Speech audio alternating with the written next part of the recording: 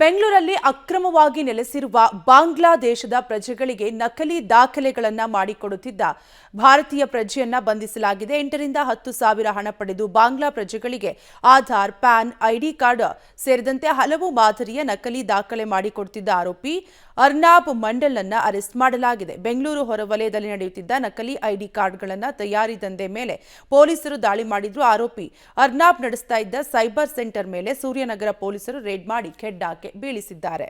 ಇತ್ತೀಚೆಗೆ ನಮ್ಮ Suryanagar police station ಹದ್ದಿಯಲ್ಲಿ ಒಂದು ಕೇಸ್ ನಮ್ಮದು ರಿಜಿಸ್ಟರ್ ಆಗಿದೆ. ಆ ಕೇಸ್ ರಿಜಿಸ್ಟರ್ ಏನಂತಂದರೆ, ಒಬ್ಬ ಪಶ್ಚಿಮ ಬಂಗಾಳದ ಮೂಲದ ವ್ಯಕ್ತಿ ಅವನು ಒಂದು ಪ್ರೈವೇಟ್ ಸೈಬರ್ ಕೆಫೆ ಮಾಡಿಬಿಟ್ಟು ಈ ಬಾಂಗ್ಲಾದೇಶಿ ಜನರು ಏನಿದ್ದಾರೆ ಕೆಲವೊಂದಿಷ್ಟು ಅವರಿಗೆ ಆ ಸೈಬರ್ ಕ್ಯಾಫೆ ಏನಿದೆ ಅಲ್ಲಿ ಅವ್ರಿಗೆ ತಗೊಂಡ್ಬಿಟ್ಟು fake Aadhaar card, I D cards ಮತ್ತು ಪ್ಯಾನ್ ಕಾರ್ಡು ಇವೆಲ್ಲ ಮಾಡುವಂಥ ಒಂದು ಆ್ಯಕ್ಟಿವಿಟಿಯನ್ನು ಮಾಡಿಕೊಂಡಿರ್ತಾನೆ.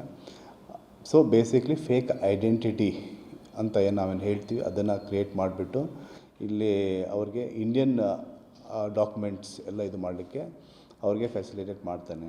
ಸೊ ಈ ವ್ಯಕ್ತಿ ಕೆಲವು ಆಲ್ಮೋಸ್ಟ್ ಮೋರ್ ದೆನ್ ಅ ಇಯರಿಂದ ಇಲ್ಲಿ ಬೆಂಗಳೂರಲ್ಲಿ ಎತ್ಕೊಂಡ್ಬಿಟ್ಟು ಈ ಆ್ಯಕ್ಟಿವಿಟೀಸ್ ಎಲ್ಲ ಮಾಡ್ತಾಯಿದ್ದಾನೆ. ಫೋಕಸ್ ಏನು ಅಂತಂದರೆ ಈ ವೆಸ್ಟ್ ಬೆಂಗಾಲ್ ಇದು ಬಾಂಗ್ಲಾದೇಶ.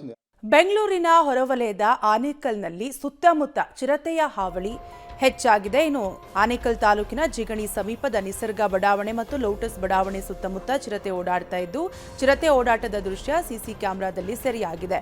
ಇನ್ನು ಈ ವಿಚಾರ ಅರಣ್ಯ ಇಲಾಖೆ ಅಧಿಕಾರಿಗಳಿಗೆ ಮಾಹಿತಿ ತಿಳಿಸಿದ್ದು, ಅರಣ್ಯ ಇಲಾಖೆ ಅಧಿಕಾರಿಗಳು ಕಳೆದ ರಾತ್ರಿ ಚಿರತೆಗಾಗಿ ಹುಡುಕಾಟ ನಡೆಸಿದ್ದಾರೆ. ಆದರೆ ರಾತ್ರಿ ಚಿರತೆ ಎಲ್ಲೂ ಸಹ ಪತ್ತೆಯಾಗಿಲ್ಲ. ಇನ್ನು ನಿಸರ್ಗ ಬಡಾವಣೆ ಸೇರಿದಂತೆ ಸುತ್ತಮುತ್ತ ಇರುವ ಎಲ್ಲಾ ಬಡಾವಣೆ ನಿವಾಸಿಗಳು ರಾತ್ರಿ ಸಮಯದಲ್ಲಿ ಒಬ್ಬೊಬ್ಬರೇ ಆಚೆ ಓಡಾಡಬೇಡಿ ಅಂತ ಅರಣ್ಯ ಇಲಾಖೆ ಎಚ್ಚರಿಕೆ ನೀಡಿದೆ.